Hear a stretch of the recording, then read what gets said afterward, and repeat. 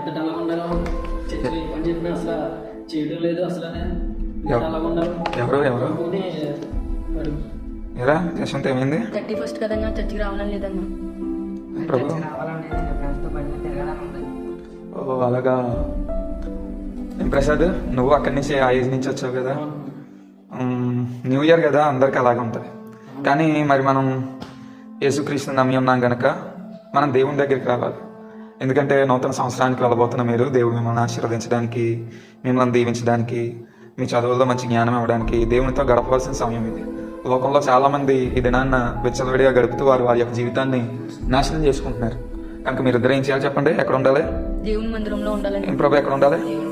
దేవుని మందిరంలో ఉండాలి. So 31st night or January 1st or ఎప్పుడైనా మనం ఎక్కడ ఉండాలి? దేవుని దగ్గర ఉండాలి. ఎందుకు దేవుని దగ్గర ఉండాలి? ఆశీర్వాదం కోసం. దేవుణ్ణి ఆరాధించాలి. మనం దేవునితో గడపాలి. లోకం